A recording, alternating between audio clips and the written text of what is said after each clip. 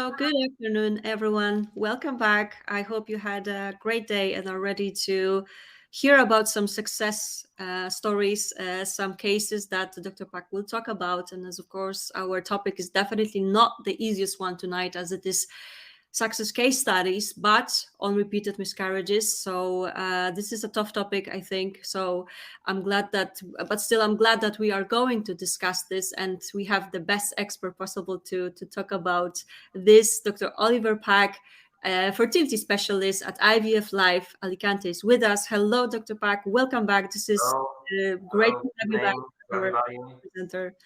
How are you feeling? All good, I hope. Yes, fine. Just finishing my day. We are working really hard here, trying to make babies all the time. Of And course. yeah, it's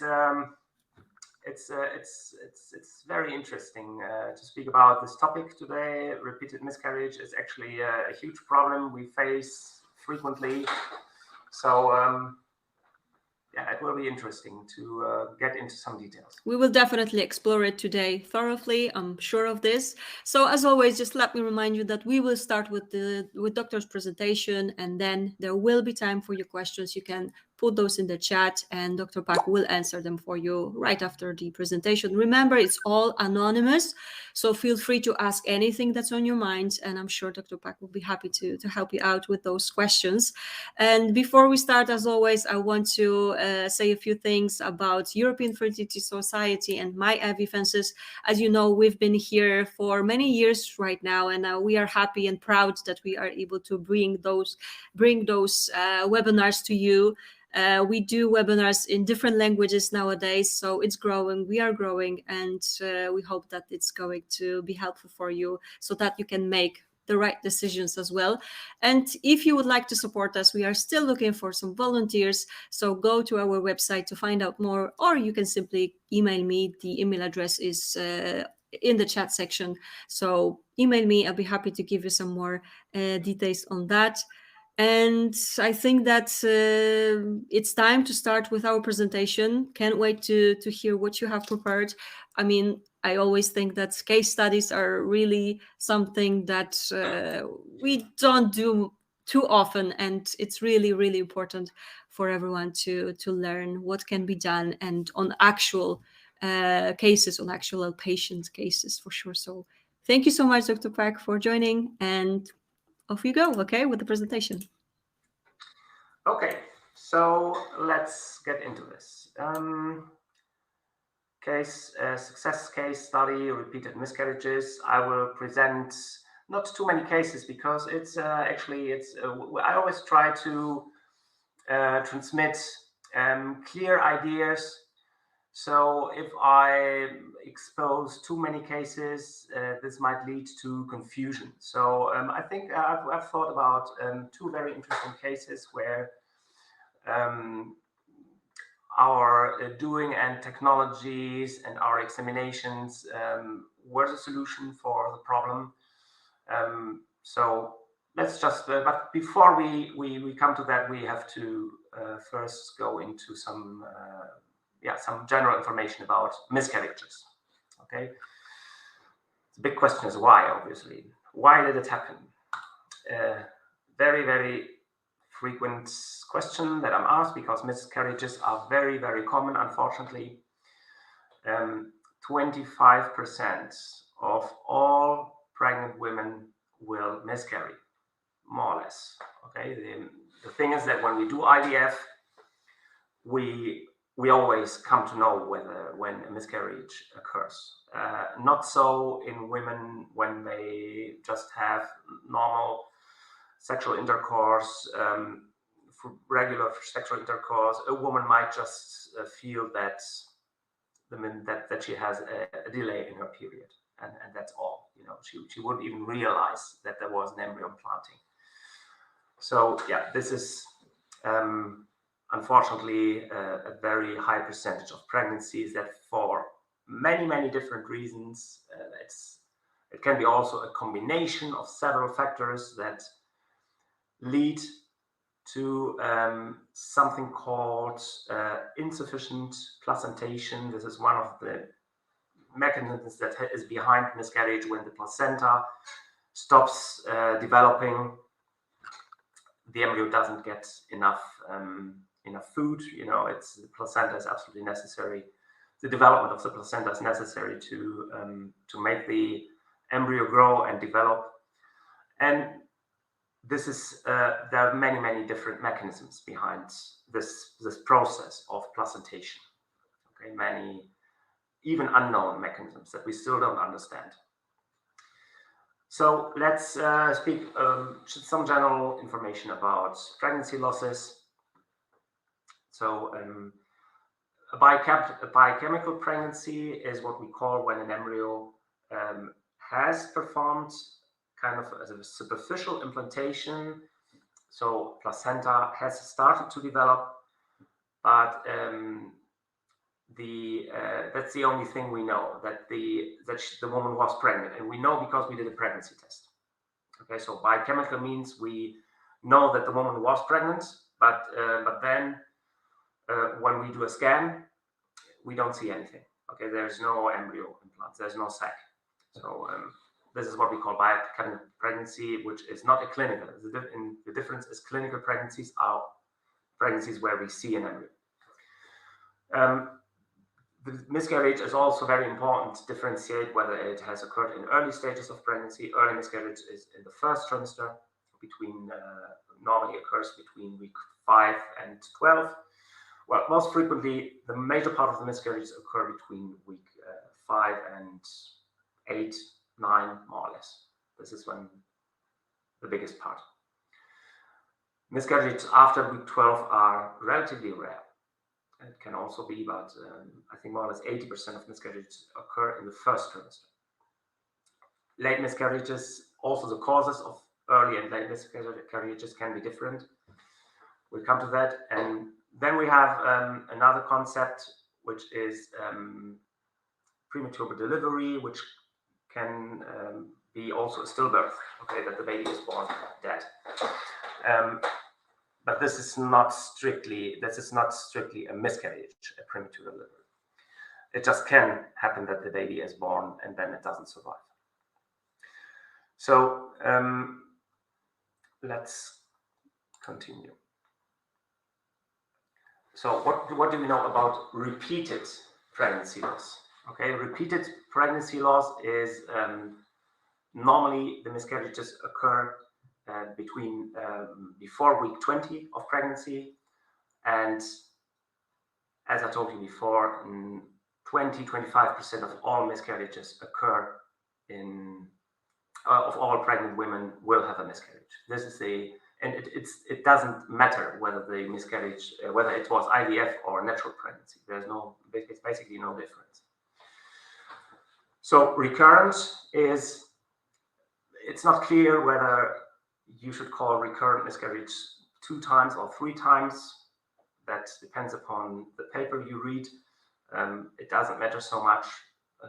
2 or 3 times is when this is uncommon. Okay, and this occurs to more or less 1% of women have 2 or 3 consecutive pregnancy losses. Okay, it has to be consecutive. If there was a miscarriage and then the baby was born, and then she has 2 more miscarriages, strictly speaking, it wouldn't be a recurrent miscarriage.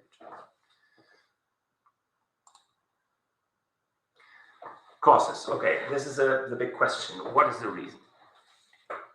There are one of the main reasons, and this is why it comes in the first place, genetic causes. Let's say that it's not so much about the genes, it's more about chromosomes. So the karyotype is what we call an exam where we look at the structure of the chromosomes. So, for example, both parents should have 46 chromosomes, and each chromosome should have a normal shape. Okay, you can see when you do a karyotype, you can see the shape of the chromosomes, and you can even see the bands of the chromosomes. So this is if there's an alteration in the karyotype of the parents, we call that, for example, deletions, translocations, inversions. When a small part of a chromosome is missing, then it's a deletion, or it can be translocated on another pair of chromosomes. This is many times it doesn't affect the carrier of that problem, which is one of the parents. Okay, because there might be no gain or loss of genetic material.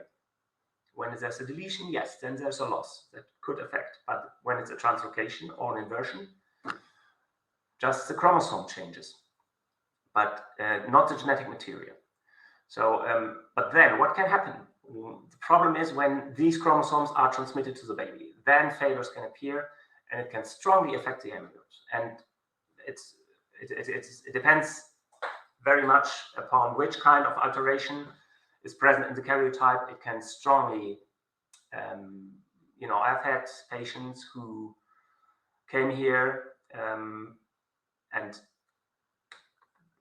karyotypes are very expensive in many countries, and this is a reason why many doctors don't order a karyotype. We here in our clinic, it's much cheaper, so a lot of patients do karyotypes, and when I do karyotypes on 100 patients, there's probably one who has an alteration, and it was unknown. And when this couple has performed already 5 or 6 cycles in their countries, and it failed because of non-implantation or miscarriages, which is very common, that the embryos then, if you don't analyze, PGTA is not performed in many countries, so they just transfer the embryos, and it can be a miscarriage. And we have had cases of recurrent miscarriages caused by an alteration of the chromosomes of one of the parents. Normally it's one of the parents. So this is a very important cause. Immunological alterations. The immune system is trained to reject foreign bodies. Now, the embryo is supposed to be accepted, otherwise human race wouldn't exist, obviously. But still, the immune system is considered to be also a very important factor for implantation. We call it immune tolerance. The body of the receptor of the lady has to accept this embryo as something own. The tissue, it's like a transplant of foreign tissue. So immunological, when the immune system is overreactive, this can be a cause of recurrent miscarriage. Coagulation issues. It's well known that a thrombosis inside the placenta, obviously when there's a thrombus, a blood clot in the placenta will not deliver the blood correctly to the baby, and it will just die. So this is one of the causes of recurrent miscarriage. There are many different causes of coagulation issues. Some of them are inherited and others are acquired. Like the most famous alteration of coagulation that is acquired is the antiphospholipid syndrome. And the most frequent genetical cause is the factor V Leiden disease, which is a mutation that can be transmitted to. So, but there are many different types of issues. So when there are, one of the exams that are performed in case of recurrent miscarriages is a very thorough exam of all the different blood clotting factors, and also genetical exams on factor V Leiden, factor 2, van Willebrand. There are many different things that we look at when we do this kind of studies. It's a blood test. Usually it's a blood test. Infections during the first trimester. It's totally clear when a pathogen enters in the cavity, it will cause an infection. And this is also, it's not very frequent, but we've seen that. We've had cases. Endometrial receptivity. Receptivity is given by the hormone called progesterone. Progesterone is in nature, in a natural cycle of a woman, is produced on from the day of ovulation. This follicle from where the egg ovulates will start to produce progesterone. So this is the moment when the lining that has grown under the effect of estrogens will start to be under the effect of progesterone. And then this lining takes how long to be 100% receptive for the embryo? It has to be synchronized because the egg that has been expulsed needs more or less 5 days to become a blastocyst. If it gets fertilized in the tube until it becomes a blastocyst, everybody knows 5 days. So the lining has, when the blastocyst is reaching the cavity, the lining has been also under the effect of progesterone for 5 days. So it's synchronized. And this receptivity is crucial when we transfer embryos, especially when it's when in cryotransfers, where it's one of the moments where it's really important to start progesterone at a very precise moment. So on the day of the transfer in the morning, the transfer is always in the morning, the lining will be under the effect of progesterone for 5 or 5.5 days. This is what we usually calculate. But the receptivity can also be impaired. It can be sooner, or it can happen later. It's like a curve that comes to a peak and then it decreases again. So if we transfer an embryo on day 3 after progesterone start, no possibility. But then it increases. Let's say we transfer an embryo on day 4. Receptivity is partially present. But when an embryo implants in a lining that is only partially receptive, this can also be a cause of miscarriage. The embryo can implant, but it implants only superficially because receptivity is not full. So we want to transfer the embryo when the fertility is in the highest, in the peak. There are exams that we can do, endometrial biopsies to be precise, in order to find out when is the best moment to do for the transfer, when the receptivity is highest. Other known risk factors: obesity, pathologies, diabetes. This is not the most common cause, but it can contribute also to a miscarriage. Lifestyle. There are many other factors. It can also be a combination of several factors. I always compare this with climbing a mountain. When you want to climb the Mount Everest, it's not sufficient if you're just a good and fit climber. It's not sufficient if you have good equipment, but you also need a little bit of, the weather has to be good. But still, if it's cold, you might be prepared. But what if it's cold and windy? Okay, so if several factors come together, if several adverse factors are combined, then the climbing could fail. And the climber might not tell us what happened, because the climber might not come back. Same happens with embryos. We send them on something, this is a big challenge for the embryo implantation, okay?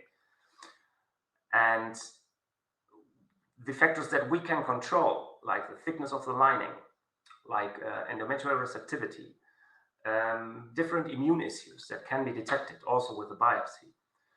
In linings that we have looked into the lining many times with the hysteroscope, make sure that there are no micropolyps, that there's no inflammation, that there are no adhesions. If all this has been ruled out, still there are other factors that sometimes keep our embryos from implanting. There are many unknown factors that still have to be investigated. And this is a big thing. Even if everything is perfect, even if everything is ruled out, still many embryos fail. But we can increase the chances of success when we do all these exams.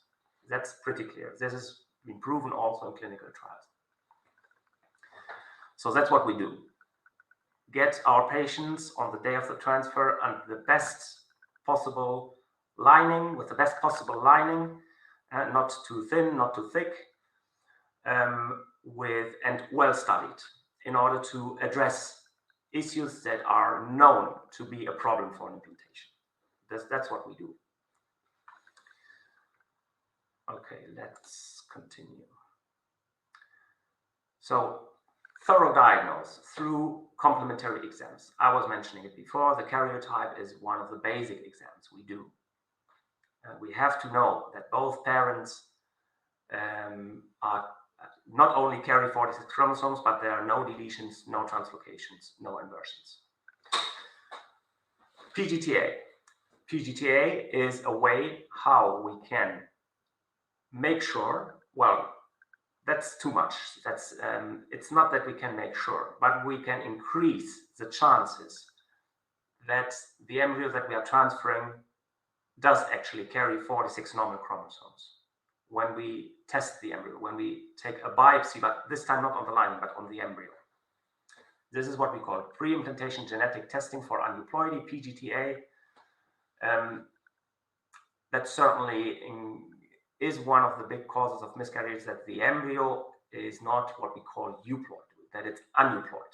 This is the A from PGTA, aneuploidy. We want to detect these aneuploid embryos and we want to avoid to transfer them. You are avoiding miscarriages, basically. It's not a strong increase of your chances to have a baby.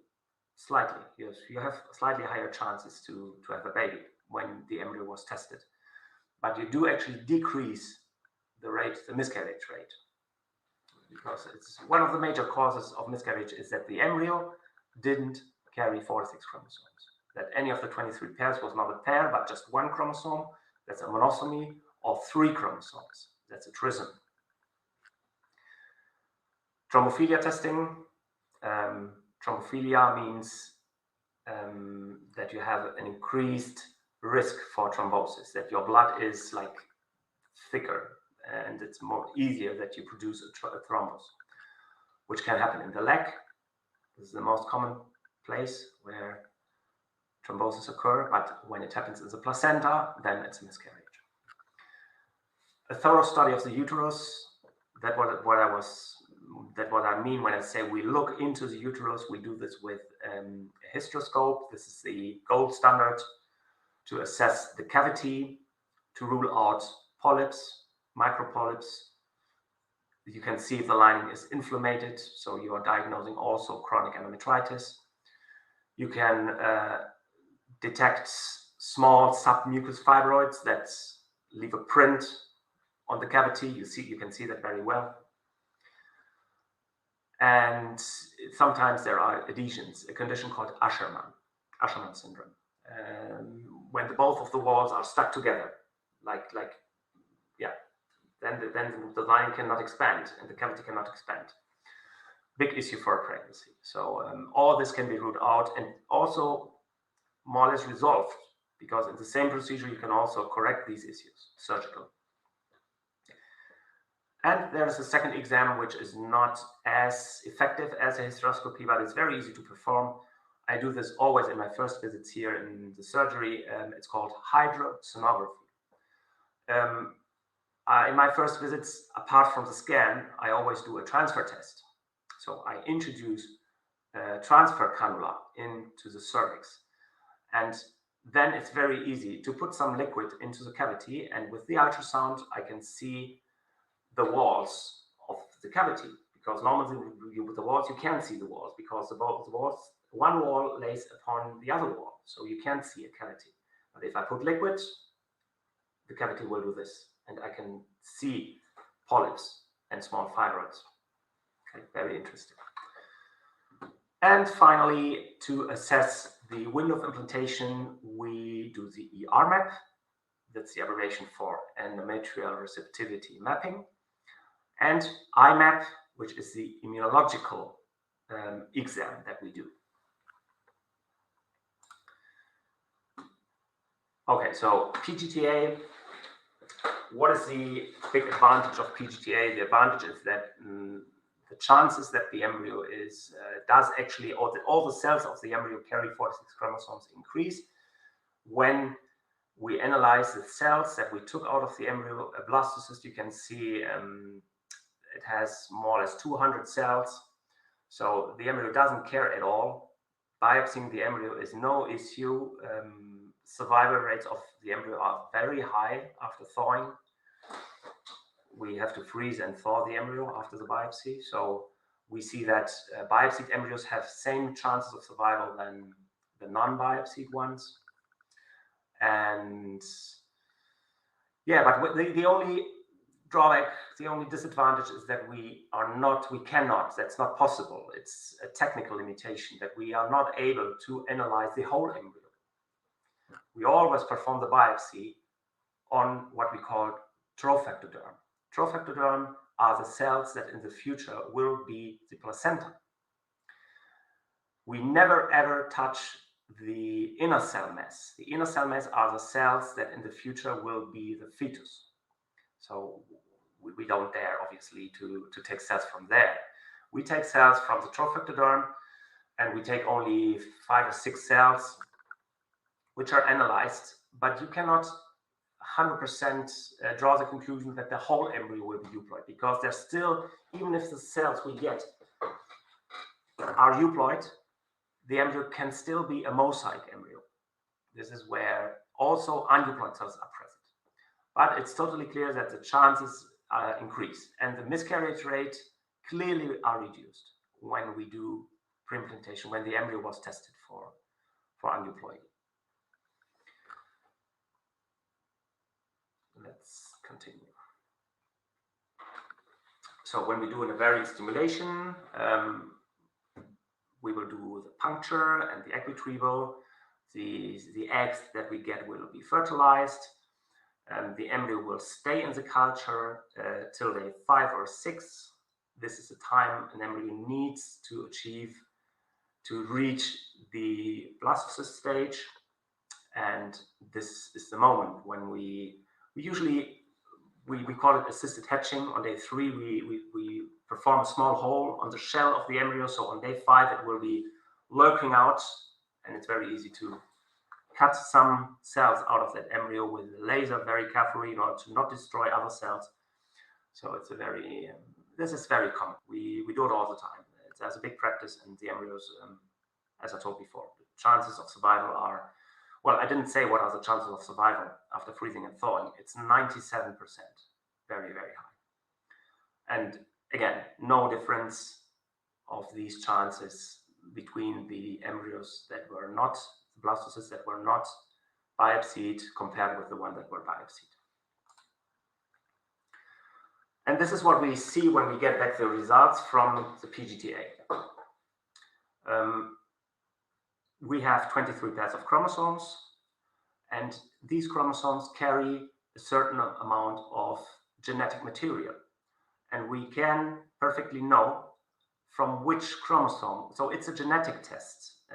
It's next generation sequencing, NGS graphics. Okay, this is where we detect whether any chromosome is present more times than it should. It's not that we detect that it's increased. We just see that it's present, that the genes from that chromosome are present at a higher level. That is what you can see here. In this case, we saw, this is one of the cases we saw a trisomy 13.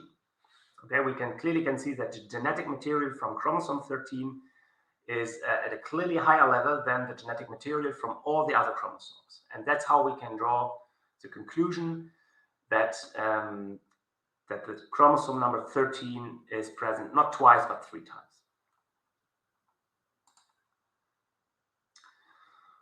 Okay, IVF with PGTA. So what are the numbers? I don't like these kind of statistics because they are very, very general. You know, you always have to assess every single case. There are many different things that when I want to predict a cycle, it's not only the age, obviously, there are many other factors that we consider. Roughly speaking, a woman under 35 without doing PGTA, she has very, very good chances to get pregnant. Okay, pregnancy rates around 62% because she's young, because the embryos we get from her eggs are good. But what happens in women over 40? When we don't do PGTA, chances are very low because many of these embryos genetically are not okay. So this completely changes with PGTA. When we have done, well, this is an older graphic, they still call it PGS. PGS is pre-implantation genetic screening, which is the same than PGTA. So when we do PGTA, then age doesn't matter anymore. Okay, it's all about the implantation and the embryo is PGTA tested, so you have the highest possible chance of pregnancy. Pregnancy rates are around 70%. So but the pregnancy rate, it's not live birth rate. Live birth rate is lower. Okay. So let me see. Egg donation. Egg donation is the definitive solution for these chromosomical abnormalities of aneuploid embryos. This is a big problem. Today we are speaking of cases. Okay, so I will just tell you, I've had 2 patients today. One was 43 and the other one was 45, but the cases were very different. Very similar, because both had a very low ovarian reserve. Anti-Mullerian hormone is one of the hormones that we look at. Anti-Mullerian hormone was really low. So 0.1 or 0.5, more or less, very low AMH. So we know that we cannot get many eggs. And if we get eggs, we still might achieve an embryo. We might be able to achieve a blastocyst even. But the big problem is that major part of these blastocysts will not be euploid. So they will not be, we cannot transfer them when they are not euploid. It's not allowed. It's not even allowed to transfer them. That's by law, it's forbidden. You cannot transfer an uneuploid embryo. That's why you do the test, to detect these embryos and to discard them. They have to be destroyed. So when this happens, with egg donation, the problem is completely resolved. This woman starts to have basically the same chances to have a baby than when she was in her 20s. No difference, because it doesn't depend upon the eggs anymore, because the eggs of the donor are very good. It might not be at the first attempt, but at the second or latest third attempt, egg donation usually is successful. And more or less 80% of my couples have a baby after 1, 2, or maximum 3 attempts. So, and this is because the embryos of a young lady under 35, she has to be under 35, does actually 2 of 3 of these embryos will be euploid. Compared to my 45-year-old lady from this morning, there are statistics about that. Only 1 of 10 embryos are euploid. So I would need to collect 10 blastocysts to find 1 euploid one. This is the big difference. So there's no way how I can get 10 blastocysts. Where are the eggs that I need? I would need like 40, 50 eggs to achieve 10 blastocysts. Impossible. This is why egg donation is so successful, because this problem is resolved, and because the womb is not aging. Well, the womb has the physical age of the receptor lady. These ladies are young. They are 40. They are young. They feel young, and they are young. And the womb is also young. There's no problem. It's a different clock ticking in the ovaries. Nothing to do with the rest of the tissues of the body. Okay. So normal blastocysts, yeah, in egg donors, I mentioned before, 61% are euploid. And we also select good donors, obviously. That's why it's higher than the average in women. When you take any women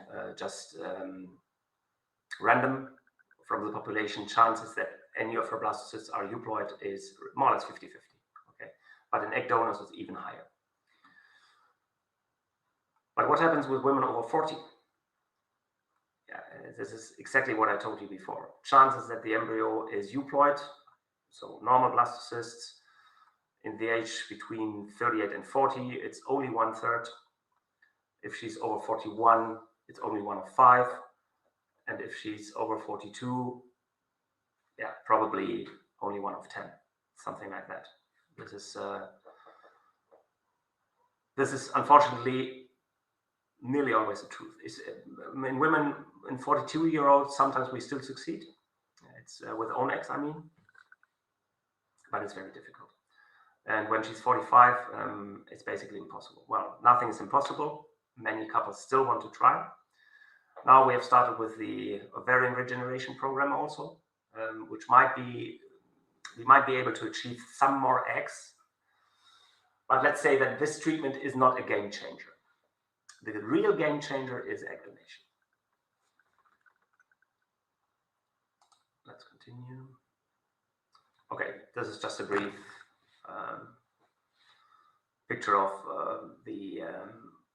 this is our pool of donors. Okay, we have, this is a clinic, we do a lot of egg donation, like 2/3 of our cycles are egg donation cycles. So we have a huge pool of donors that have been at our clinic, that have been studied, that have fulfilled, that have accomplished all the exams, all the required exams. There are many required exams required by law, that the donor has to fulfill, like serology, drug screening, a psychological exam, karyotype as well. We have to look at the chromosomes, and there's also a genetic testing for, we rule out 30 hereditary diseases as well in the donor. If she is a carrier, only a carrier, she's not ill, but she can transmit this mutation to the baby, she will be ruled out. Then, okay, so first we have to look at the these requirements, that she fulfills all the requirements. Then we look at the phenotype of the receptor lady. She has to look more or less like her, kind of a twin sister. And we also look at the couple. Okay, our goal is that the baby that is born is an explainable baby. Nobody has to think that the baby is not of that couple.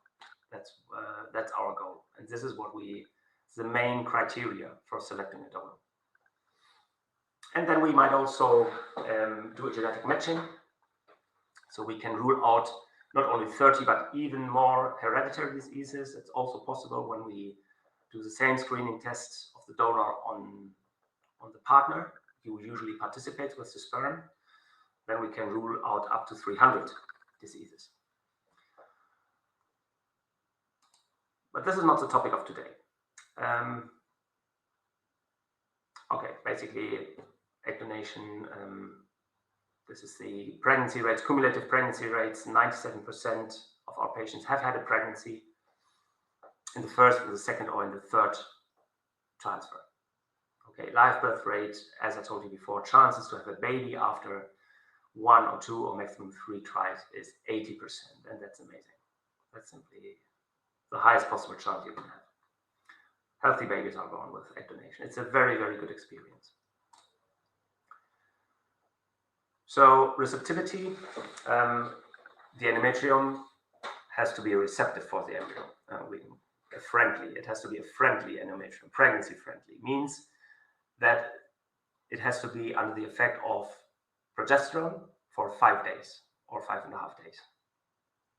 Or could be that the lady needs a little bit longer or a little bit shorter to become receptive. Yes, that can happen. And this is what the test detects. The test is called ERMAP. I mentioned it before. We can tell whether the receptivity curve is still ascending, but it has not yet reached the maximum receptivity. The result can come back that the lady is receptive, and it's the best moment. Then we confirm that it has to be 5.5 days. And with the test would also detect whether she's post-receptive, whether receptivity has already passed. So this is one of the tests we usually do it after the first. If the first transfer fails, then it's more likely to detect issues, obviously. We usually don't do it on all patients. It's also a bit cumbersome. You have to, if you're from UK, you have to come here to our clinic to do it here, because in UK it's not possible, or it's very difficult to get it done. This is, okay, what is the window of implantation? The process of implantation is a dialogue between the embryo and the endometrium on a cellular and on a biochemical basis. And this is what I mentioned before. This is a very placentation. This is a very, very complicated process. There are still many things we don't understand. But we know which genetical pattern the cells of the lining have when in women who are more successful, who are more receptive. This has been studied, and they found that the genes that are expressed from the cells of the lining are different. In a pre-receptive state, different from a receptive state, different from a post-receptive state. So we can differentiate these three states can be differentiated. And then we can, if the woman is pre-receptive, we just give her a day more of progesterone, and vice versa. If she's post-receptive, she will receive 1 day less of progesterone.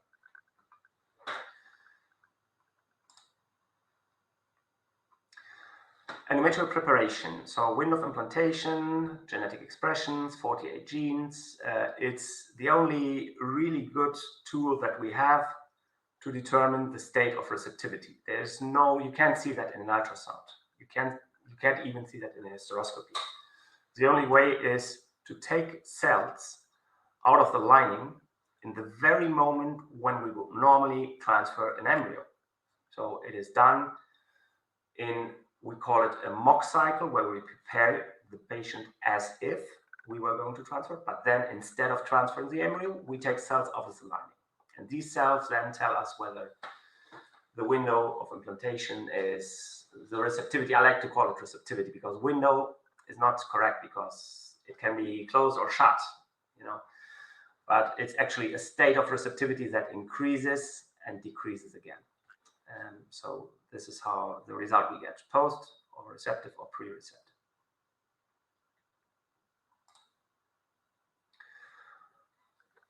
Other issues, known issues that can be related with repeated miscarriages. I mentioned it before. Antiphospholipid syndrome is one of the most frequent acquired causes of thrombophilia. An increased tendency to form thrombus, to form blood clotting. Natural killer cells are strongly related with the process of implantation. Despite their name, they are totally necessary for an implantation. Natural killer cells in the womb has a completely different function than the natural killer cells in the peripheral blood. In the blood vessels, natural killer cells have the function to kill virus. That's why they're called killer cells. But in the womb, they are necessary for implantation. We just have to look at the correct level. If they're too high or too low, the chances for pregnancy are decreased. And we have to address that. We have specific protocols to treat that. There are many other things we study in the IMAP, the immunological testing, not only killer cells. We also look for T helper cells. Okay, it's also written here, sorry. Point 4, T helper 1, T helper 2, and the balance between both. T helper 1 cause inflammation, T helper 2 reduce inflammation, and they have to be in a balance. So there are ways how we can correct. If Th1, Th2 ratio is too high, we can treat it with immune modulating or sometimes also immune suppressive medication. And then there's the KIR HLA. That's a very complicated thing. It's about compatibility. But this is not 100% proven. Still, there are some combinations of KIR receptors of the woman and HLA-C of the embryo that do not carry very well together. So this is also something we analyze sometimes, whether there's any, let's call it, any combination of KIR and HLA-C combinations that can reduce the chances for implantation. You can study that. So IMAP, compatibility, KIR-HLA-C, I've just mentioned that. Okay, let's go for our cases. So I will just explain you these cases. Give me a second. I have some notes here.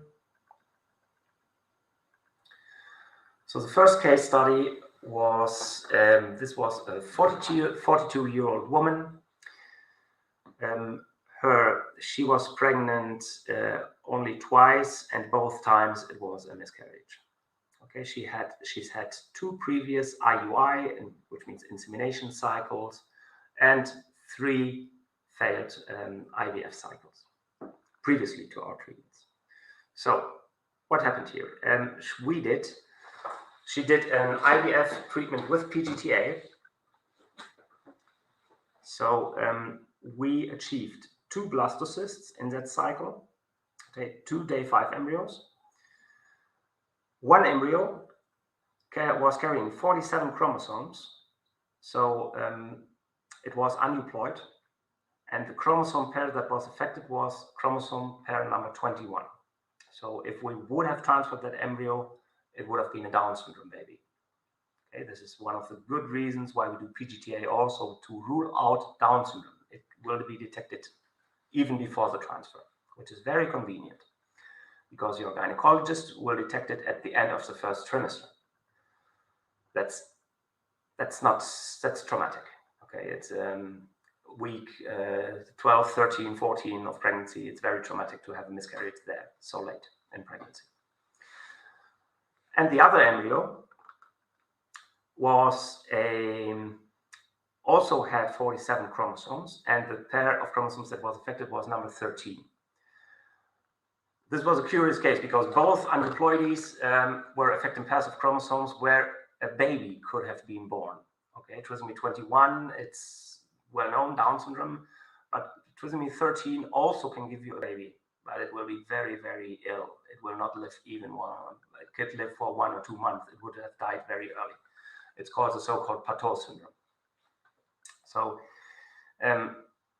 you know, a 40-year-old woman who has proven that her own embryos are aneuploid, there is no other thing to discuss. I clearly cannot recommend to the patient to continue trying.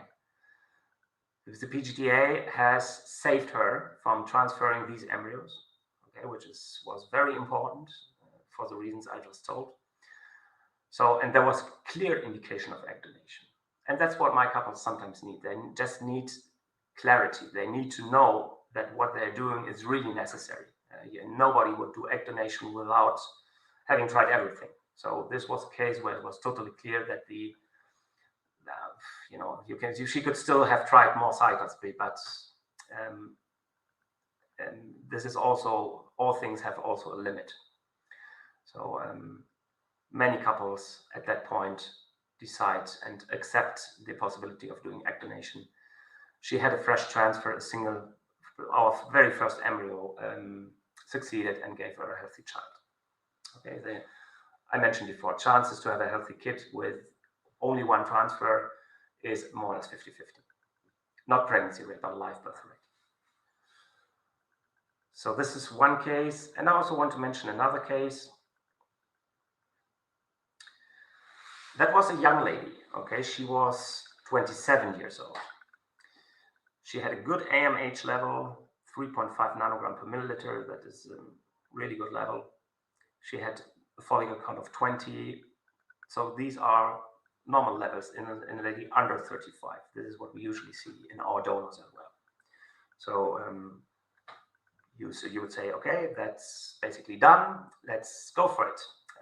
So we stimulated her. We achieved, she still opted for doing the PGTA.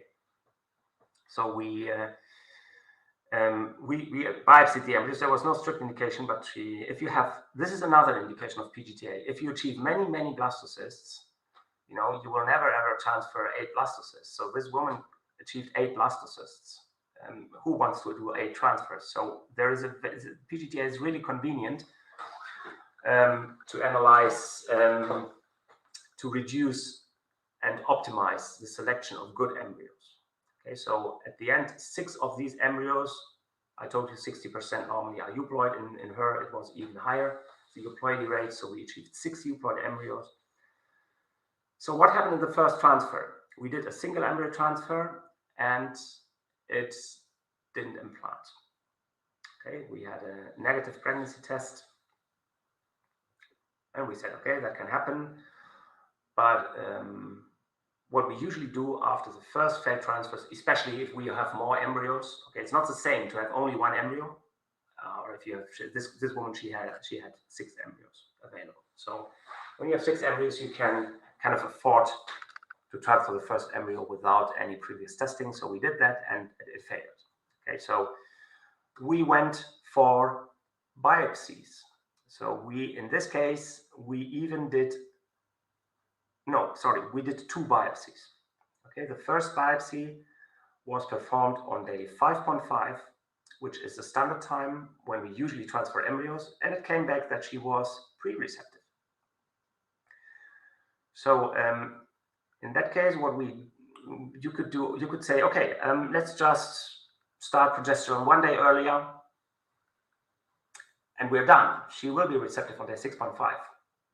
But that's not totally clear, because there are cases of extreme pre or post receptivity. So we also find it's not so frequent, but let's say a pre-receptive woman, I think she has more or less 20% chances to be extremely pre-receptive. This would be a woman who needs not 7, not 5, not 6 days, but 7 days or 7.5 days even. So this was a case I've selected this case because it's a typical case of where we needed 2 biopsies. So the lady, we detected that her maximum point of receptivity was day 7. So she received not 5.5, but 1.5 day more of progesterone in order to be receptive. So we needed 2 biopsy cycles to find that out, and finally we transferred our next embryo. We performed this, we call it personalized transfer. When we have done biopsies, then the time depends upon the result of the receptivity test, and we succeeded.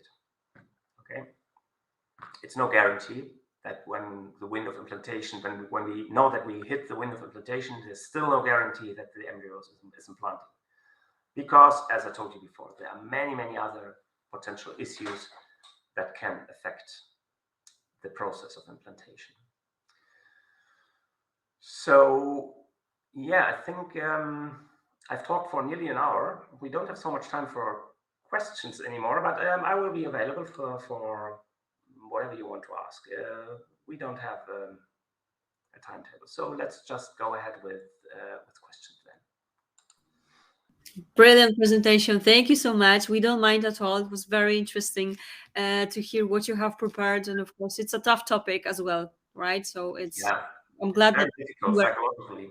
Exactly. So we are glad that we are able to explore it. And as you can see, there are questions right here. So let me go ahead with the first one.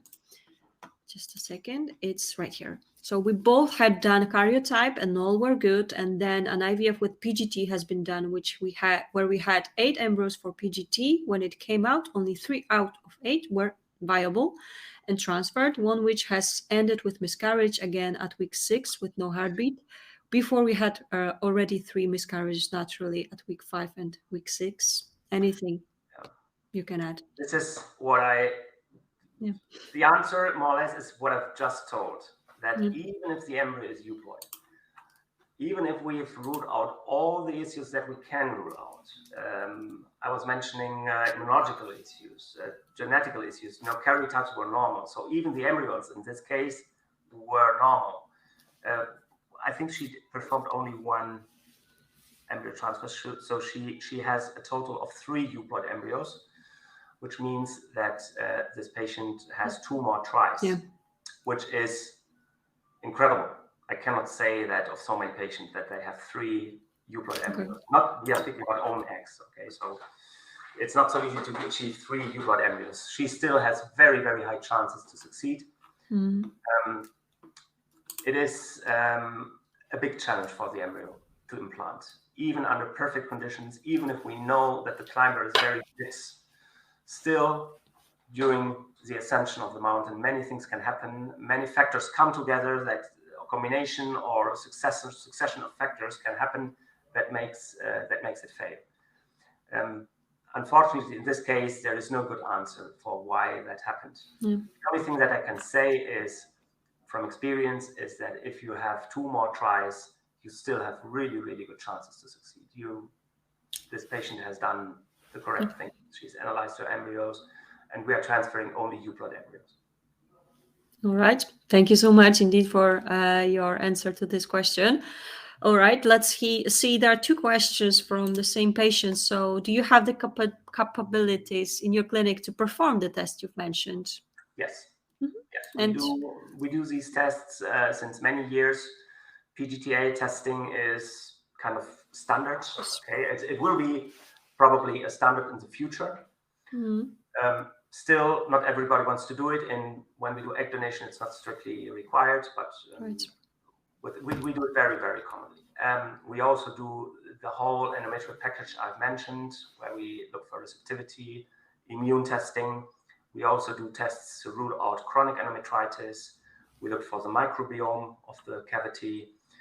Well, there are many different studies that can be done, but the basic study is the endometrial biopsy package. We do it all the time, normally after a first failed transfer. This is the moment when we propose it to our patients. And this is all the tests I've mentioned. We are doing them in our clinic. Yeah. We also have an immunologist. Okay, she's the one that performs all the IMAPs. IMAP is the name of the test in our clinic, where we look at natural killer cells, activated natural killer cells, T helper 1, T helper 2, T helper 17, T regulators, and B cells. This is a whole immunological study that we perform, and our immunologists also assess these cases together with us. And we have specific protocols that we work out based on all the most recent clinical trials. So we know exactly how we have to address these issues that we might find. Okay, good. Thank you so much indeed for the clarification to this question. There is a question in slide 9. The reported percent is for own embryos or egg embryo donation. I can show you if you need to see the presentation back. Yeah, this is, Don't remember. Go ahead. Yeah, it was 9. So here it is. This one, yeah. This is, I mentioned before, I don't like this graph so much because it doesn't take into account all the different things we look at when we, there are so many different things that you have to take into account before you start a stimulation, during the stimulation, different protocols that we use, modifications, adjustments of the dose that so it's very, very difficult to give just general numbers. What we have some really, really hard statistics about egg donation, where we offer also a guarantee of 3 blastocysts when it fails. Okay, so when a first blastocyst fails, the second blastocyst is guaranteed, and even a third one. Always from young ladies. Donors have to be under 35. So this is what I told you before. Only 1 of 5 couples do not succeed after, do not have a baby after maximum 3 tries. So success rates of 80%.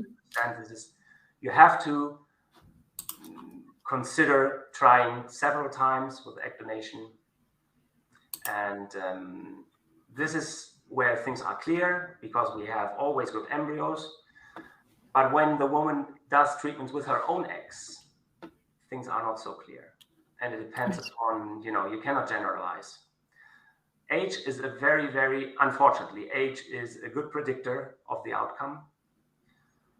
It's a good predictor of the egg yield, of the amount of the blastocyst rate, the amount of eggs that achieve the blastocyst stage, that reach the blastocyst stage, and it's also a good predictor of the euploidy rate. This, unfortunately, this is unfortunately the case. But then there are many, many other factors. Also, how often is the lady willing to try? It's also financial, can also be a financial issue. So it's very, very difficult to give you precise numbers here. All right.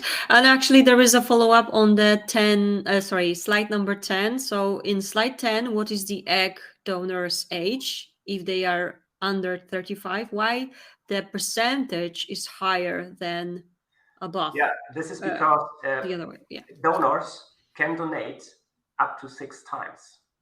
This is the maximum number of stimulations that a donor can do. And it's not that eggs become better when we stimulate her, but we also can select donors. And one of the criteria we use for selecting donors are her previous cycles. When we've had a donor where the eggs didn't fertilize, or we fertilized 10 eggs and we achieved only 1 blastocyst, then her egg quality is very low. Obviously, we wouldn't let her donate again. So this is the reason why we achieve higher percentages with egg donors. Okay, good. Thanks so much for the clarification. Let's see. Next question from Monica. If the oocyte donor has IgG positive for herpes, but the IgM is negative, can I include her as a donor? Oh, I don't know.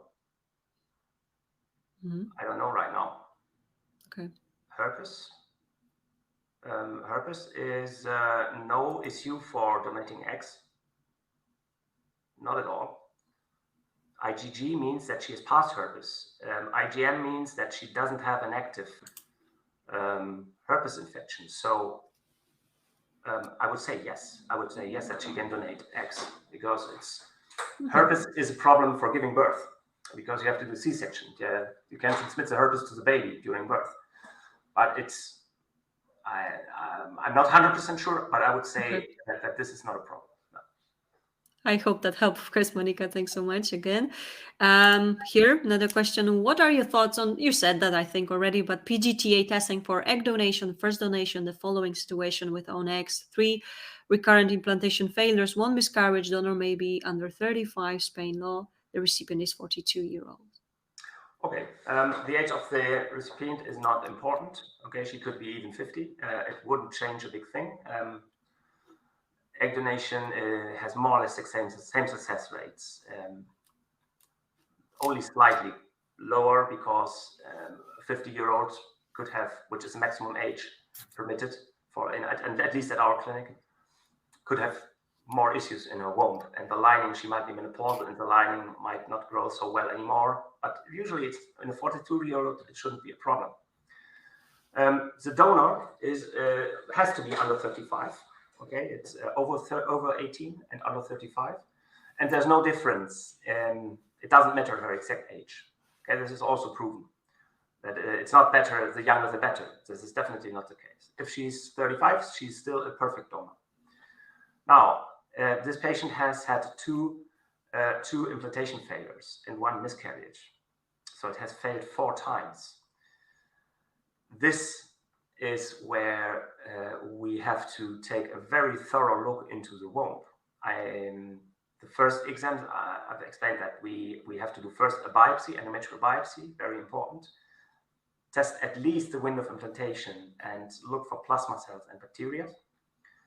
This is crucial. The immunological testing also is interesting, but you have to come to Spain for that. In UK, it's not done. You can do NK cells, but only NK cells. And finally, a hysteroscopy would also be indicated. This patient has had so many failures, so that I would strongly indicate a biopsy and a hysteroscopy. Both. Okay. Sorry, there is a follow-up. In addition, no PGTA for either of those situations, but did PGTA for another stimulation with 6 aneuploids, and there were no transfers. Okay.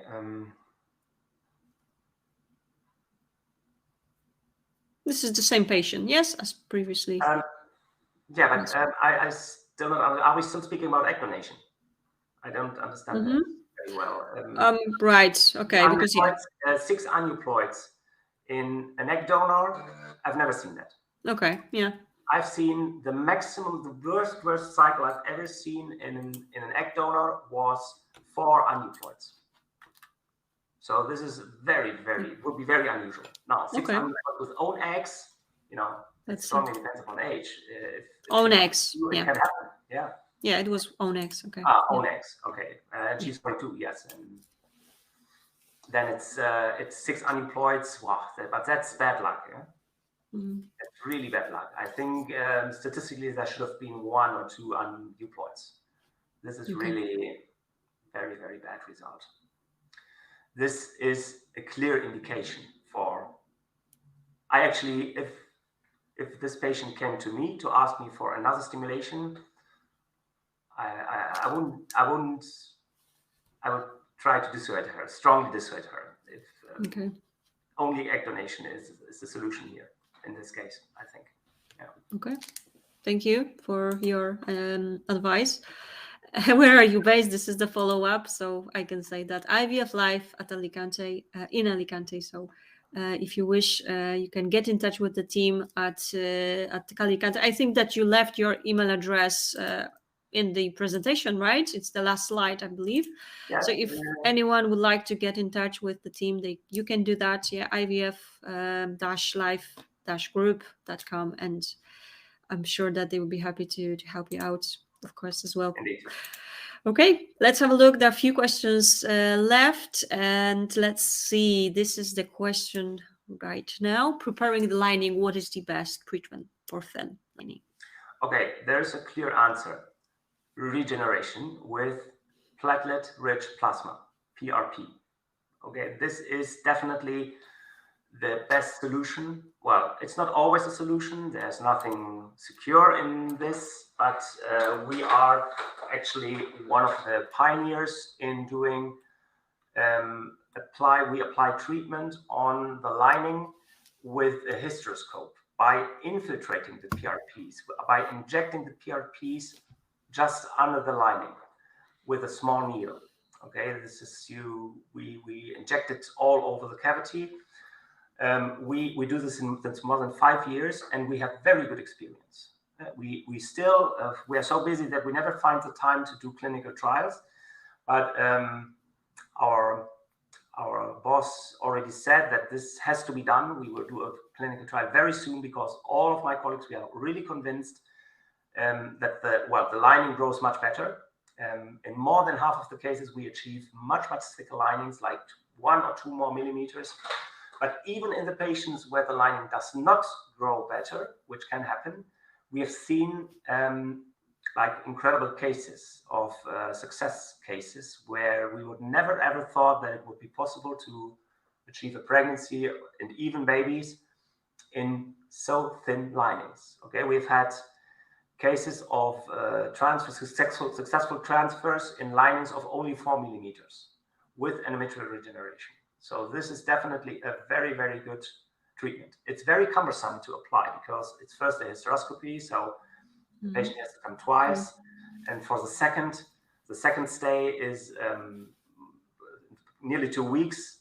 So it's often a question of availability. Otherwise, we would do it always. We would do it to all our patients. All right. Again, thanks so much indeed. Another question, is egg donation only done in case of chromosomal abnormality within the female partner? When to decide about sperm donation? No, egg donation, there can be many indications for egg donation.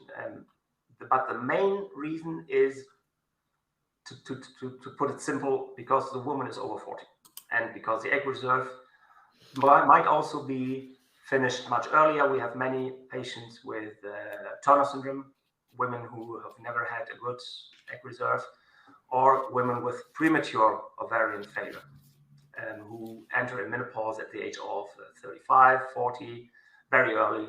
So in all these cases, egg donation is absolutely mandatory. We've also had cases of genetic diseases, where both parents are carriers of mutations, of the same mutations. I've just had a very recent case where both parents were carriers of the sickle cell trait. It's very common in Black people, because in Africa it protects you against malaria. That is why it's so common in Black people. So both parents had sickle cell trait, and there was a 25% chance that the baby is born with, not with the trait, but with the disease. So this makes it basically necessary to do PGTA, because at the same time as we do PGTA, so we not only select euploid embryos, but we also test these embryos for these sickle cell mutations. Okay, so absolutely mandatory. There are many different applications. Chromosomical abnormalities of the partners, that refers to, like, very common is balanced translocations. Robertson translocations. This is the most common one, and this also makes it possible with PGTA. We can select embryos that have received the normal. That we make sure that there's no gain or loss of genetic material, which is crucial here. Okay, thank you. Do you test for menopause before starting an egg donation cycle? Well, the donor is obviously not having menopause. The patient, we don't care if she has entered in menopause. It doesn't matter. The lining will just respond to the hormones, or let's say that the lining doesn't realize where the hormones come from. It just reacts to them. Only if a woman has been in menopause for, let's say, for many years, or if she's taking birth control pills for decades, then it could be very difficult to make the lining grow. And sometimes we have to train the lining. We have to do several test cycles in order to get a good preparation of the lining. But usually if the woman is in menopause, it makes it more easier because we don't have to care about ovulation anymore. Ovulation is an issue because progesterone production starts and we don't know whether the transfer, the lining has been under the effect of progesterone for 5 days or 6, or if she's ovulated. But in menopausal women, you don't have to care about that. So it's not a problem, basically. Thank you, Sarah, for your question. Thank you for the clarification. There are 2 questions left, so let's have a look. How do you do the immunomodulation, intralipids or others? Yes, this patient is, this lady is referring to the protocols that we use to treat the different alterations that we might find in our immune test. So in this particular case, intralipids, which is soybean oil, is used to lower the level of natural killer cells, but not in blood. There's no relation between the natural killer cells in blood and the natural killer cells in the uterus. So if uterine natural killer cells, the ones we've obtained with a biopsy of the uterus, are too high, then we use intralipids. Shortly, when we have a high T helper 1, T helper 2 ratio, we use tacrolimus. When we have a high Th17 T regulator ratio, we use hydroxychloroquine. When we have low NK cells, we use Ovitrel. But there are also other treatment options. Okay, thanks so much indeed for that again. Is having 8 blastocysts out of 13 eggs reflecting good egg quality? Yes, probably yes. Okay. But still, the eggs can still be uneuploid. We have had cases where I just recently remember a woman, she was 38 when she stimulated her, and we achieved 9 blastocysts and only 1 was euploid. Okay. So very, very low euploidy rate. Having a high number of blastocysts does not necessarily imply that the embryos are also euploid. Of course. But generally speaking, I think it increases the chances that these blastocysts are good blastocysts. I would say yes, it's a good predictor. Okay, good to hear that as well, I'm sure. Reassuring, for sure. Okay, one more question in the meantime we did receive. So if both parents don't have a karyotyping problem and done PGT and still have miscarriages, is there a problem with could be a problem with compatibility for both of them, and can the sperm be the cause? The answer is yes. There can be problems of incompatibility, and we have seen that when we do egg donation. Very easy reason, sometimes we have to change the donor. We run out of blastocysts, we have to do another cycle because there's a guarantee, and we change the donor, and sometimes changing the donor was key to success. And it was obvious that changing the donor contributed to success. So but the problem is that this is very difficult to study. There's only one test. I also briefly talked about that because it's very difficult to explain, which is the KIR, so called KIR receptors of the receptor lady of the embryo, and then the HLA-C histocomplex on the surface of the embryo. So the combination, the interaction between KIR and HLA-C, it seems that there are different combinations of genotypes that are not so, that might decrease chances. Okay, but it's very difficult to explain the details. And it's also not fully proven that this is really like this. And also the solution is not so clear. We test it sometimes. We test it especially if when we run out of eggs, out of embryos, and we have to do another cycle with a new donor, then we consider doing the KIR HLA-C matching. But when the couples do IVF, there isn't such a good solution because you cannot just change the couple, you know. You can do that when you do egg donation. Okay, that's again perfect. Thank you so much indeed. And that was our final question. So thank you so much, everyone, for your questions. Thank you, Dr. Park, for answering all those questions. And obviously, the presentation, it was really, really good and explained thoroughly for me, at least, and I'm sure for you as well. Thanks a lot, everyone, for joining us again. And Dr. Park, for again, it's lovely to have you. And before we go, anything else you wish to add? Okay, I'm so happy that I had so many spectators this night. I think it was really interesting topic. Definitely. There's a lot of things I explained. I hope it wasn't too much data. Very difficult to retain all this information. So I invite you to contact our clinic. We can have even Skype calls. We prefer first visits. Presential first visits, it's obvious, it's always better to speak in person, but we also do our Skype calls. So we are completely flexible. If anyone is interested, we can get into details. Brilliant. And speak about every single case. Thank you so much indeed. Remember that you can get in touch with the team, and I'm sure they'll be happy to help you.